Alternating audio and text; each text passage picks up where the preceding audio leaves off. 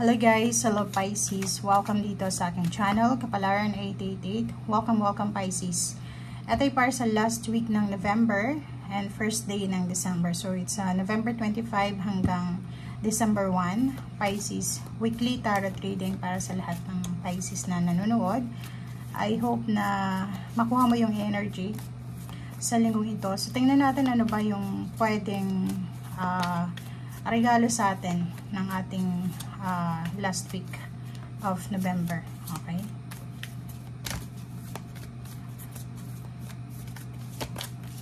Okay, Pisces. Father healing. Okay. So, nakikita ko siya dito, Pisces, na yung focus mo sa linggong ito is tungkol sa yung father figure, magulang, tatay, ninong, tiyuhin, lalaki sa buhay mo. So, dito sinasabi na yung personal power natin daw ay mas lalong lalakas siya kung mas may solid na foundation tayo sa ating father figure or even sa ating Panginoon. Okay? So, nakikita natin dito na kung ikaw ay wala ng father, wala ng ancestor na lalaki, tiyuhin, nakikita ko siya dito na pwede mo itong i-relate sa Panginoon. Na sinasabi na the more na matatag yung foundation natin, strong yung foundation natin sa ating Panginoon, the more na bibibless tayo. Okay. Okay, tingnan pa natin. One more card. Pisces. Next is stay optimistic. So, be positive. So, sa linggong ito, sinasabi na be positive, your dreams are coming true. Don't quit right before the miracle occurs. So, eto Pisces is parang reminder yan sa'yo na etong linggong ito ay hindi siya panahon, hindi siya tamang oras para sumuko ka. Malapit mo nang matupad, makuha yung mga pangarap mo sa buhay. So, yung sacrifices mo, yung mga ginawa mo sa nakaraan, masasayang siya kung gi-give up ka sa ngayon or mag-quit ka ngayon. So, stay positive, stay optimistic na ibibigay sa'yo ng universe lahat ng minamanifest mo. And then dito sinasabi, yung mga dreams and goals mo are coming true. So, walang rason para maging negative, walang rason para magreklamo tayo, walang rason para umiyak tayo, or walang rason para maging negative or ano man na hindi maganda. Okay?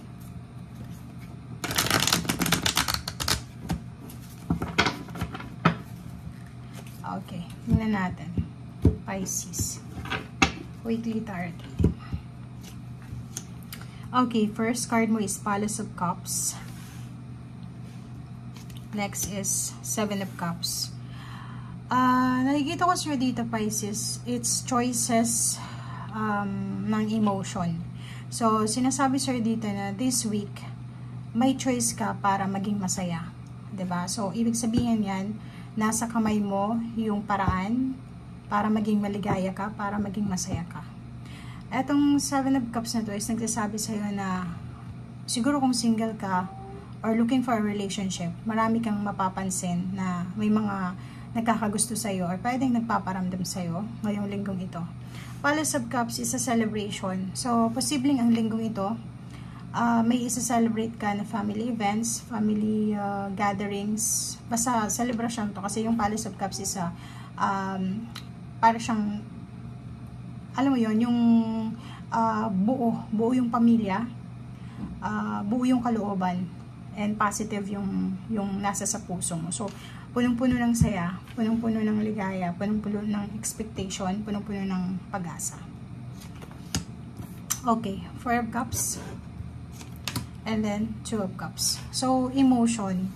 So, nakikita ko sir dito, Pisces, na yung linggong ito is punong-puno siya ng emotion. So, nakafocus ka sa relationship or sa emotion or sa na mararamdaman mo. Etong sa second two cards is Four of Cups and then Two of Cups. Nakikita ko sir dito na pwedeng may naghihintay sa'yo. It's either naghihintay sa'yo yung kapamilya mo, pwedeng balita tungkol sa'yo, or pwedeng naghihintay sila ng update or anything na impormasyon. Or pwedeng ikaw to, nasa long distance relationship ka, naghihintay ka ng sulat, email, chat, call from someone na intimate sa'yo. Okay? Or pwedeng meron din dito na may mga taong naging parte ng buhay mo for the almost sa past mo, and then siguro may nagawa silang hindi maganda sa'yo, and nakikita ko na iniisip ka nila this week, and parang meron ditong mga tao Pisces sa paligid mo na gusto nilang bumalik sa buhay mo. Okay? Be careful dito kasi wala tayong ibang information dito, puro emotion siya. Okay?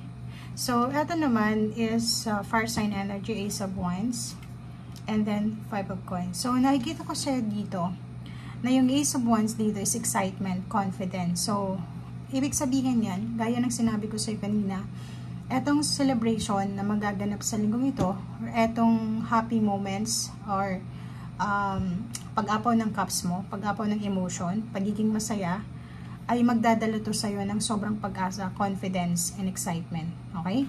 Eto naman, mag-iingat ka kasi etong taong to na iniisip ka niya, it's either fire sign, it's either air signs, Gemini, Libra, Aquarius, or pwedeng earth signs. Basta, nakikita natin dito na merong mga tao na iniisip ka, or pwedeng Cancer na water sign. Iniisip ka nila kasi siguro nung time na kasama ka nila, or pwedeng maayos pa yung communication nyo, pwedeng ma-manipulate ka pa nila. So, siguro isa sila sa mga toxic na tao na nakilala mo, na nakikita ko sa'yo dito na ang habol lang nila sa'yo is pera, or pwedeng gusto lang nila yung power na meron sila once na naandyan ka. Okay? So, ibig sabihin, may mga tao dito sa buhay mo na everyday sila, parang kung may social media ka, may mga stalker ka, diba? Parang ganun. May mga taong naghahanap ng information tungkol sa'yo. Wala kang connection sa kanila. Kasi unang-una, hindi mo sila friends sa totoong buhay, or pwedeng dati kakilala, pwedeng ka mag-anak, pero ngayon, wala kayong connection. Okay? Like, walang connection sa komunikasyon. Like, walang komunikasyon. And, siguro tinulungan mo sila before, and instead of Thanksgiving, saying thank you, yung nakuha mo is betrayal. So, ngayon, wala ka ng, parang detached ka na dito. And, etong mga taong ito is naghihirap sila sa ngayon. It's either they're physically in pain, like may mga sakit, or it's either financially unstable. So, may problema. So, ibig sabihin, namimiss nila yung power na meron sila, yung empowerment na meron sila nung panahon na naandyan ka. Hindi nila namimiss yung presensya mo. Like, namimiss ka nila dahil gusto nila. Hindi. Ang namimiss nila yung tulong na binibigay mo sa kanila. So, nakikita ko sa'yo dito na mag-iingat ka dito sa energy na to. Okay? Okay, next is Queen of Pentacles, Queen of Coins. Yung Queen of Coins na to is stable energy siya. So, nakikita ko sa'yo dito na may good news ka na matatanggap tungkol sa pera. So, pwedeng sa araw na ito or sa linggong ito, makatanggap ka ng salapi, or pwedeng luxurious week ito para sa iyo. So, ibig sabihin, ito na yung linggo na makukuha mo na yung financial new beginnings na minamanifest mo, or it's either lump sum of money, it's either inheritance, payouts, payments, 13-month pay, bonuses, or anything. So, yung Queen of Coins mo dito is mahawakan mo siya. Okay? It's sure. 100% sure na sa'yo talaga yan. Wow, so it's confirmed. So, confirm siya na sinasabi sa'yo dito ng Palace of Coins na financially you are stable, diba? Itong Palace of Coins na to is para siyang manifestation na andito na. Okay? So, sinasabi sa'yo na etong linggong ito from November 25 until November 2024, last week, November 25, 2024, until 25, 26, 27. Yun nga yung sinasabi sir dito, 15 years siya na magiging sobrang financially stable ka, Pisces.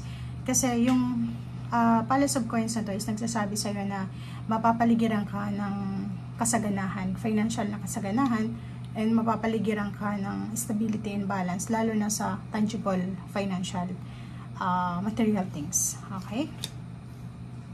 So, kung makikita mo dito, diba? So, isang napaka-positive na balita, parang malakidlat siya, mabilis na balita ang posibleng matanggap mo, na pwedeng magdala sa'yo ng sobrang saya, sobrang fiery, sobrang energetic, sobrang exciting to. So, kung makikita mo, nandito yung tatlong palasyo. Palasyo ng wands, palasyo ng coins, palasyo ng cups.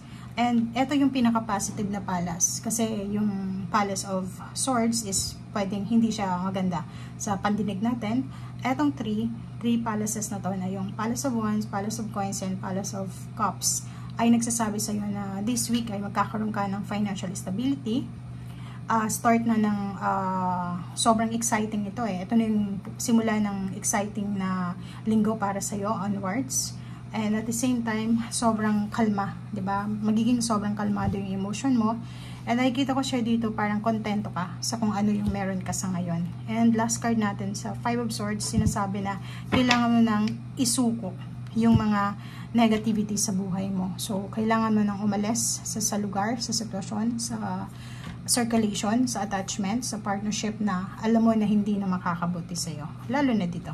Okay? So, thank you guys. And reminders lang, wag mo nang pabalikin kung sino man ito na taong ito. Kasi mayroon siyang binabalak na hindi maganda para sa'yo. Okay? Thank you guys. Bye!